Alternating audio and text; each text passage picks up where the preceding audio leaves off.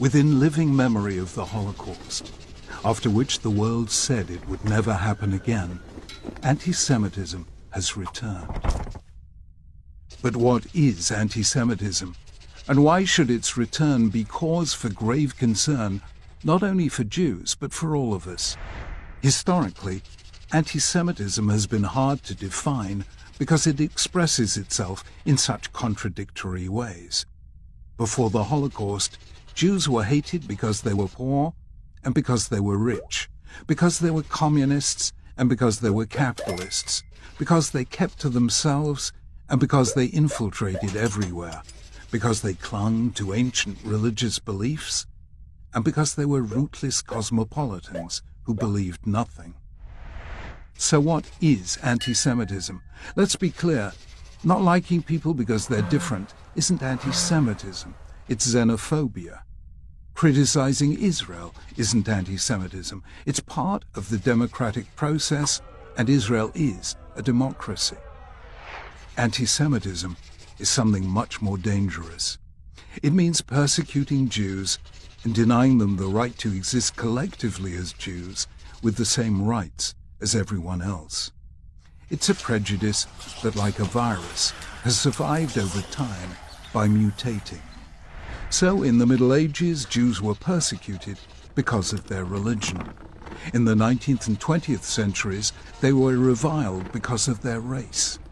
Today, Jews are attacked because of the existence of their nation-state, Israel. Denying Israel's right to exist is the new anti-Semitism.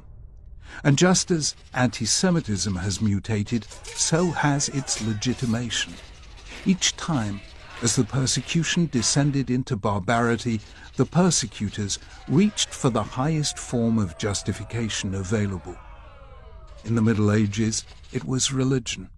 In post-Enlightenment Europe, it was science, the so-called scientific study of race. Today, it's human rights. Whenever you hear human rights invoked to deny Israel's right to exist, you are hearing the new anti-Semitism. So, why has it returned?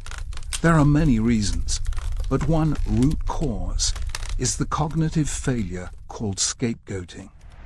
When bad things happen to a group, its members can ask one of two questions: what did we do wrong? Or who did this to us? The entire fate of the group will depend on which it chooses. If it asks, what did we do wrong? It has begun the process of healing the harm. But if instead it asks, who did this to us? It's defined itself as a victim.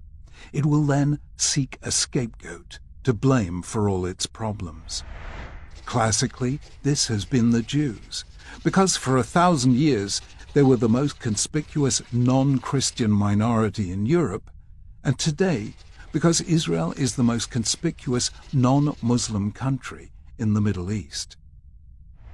The argument is always the same. We are innocent, therefore they are guilty. Therefore, if we are to be free, they, the Jews or the State of Israel, must be destroyed. That is how the great evils begin. Why then should we all care about this? After all, if we're not Jewish, what has it got to do with us? The answer is that anti-Semitism is about the inability of a group to make space for difference. And because we're all different, the hate that begins with Jews never ends with Jews. It wasn't Jews alone who suffered under Hitler. It wasn't Jews alone who suffered under Stalin. It isn't Jews alone who suffer under the radical Islamists and others who deny Israel's right to exist. Anti-Semitism is the world's most reliable early warning sign of a major threat to freedom, humanity, and the dignity of difference. It matters to all of us, which is why we must fight it together.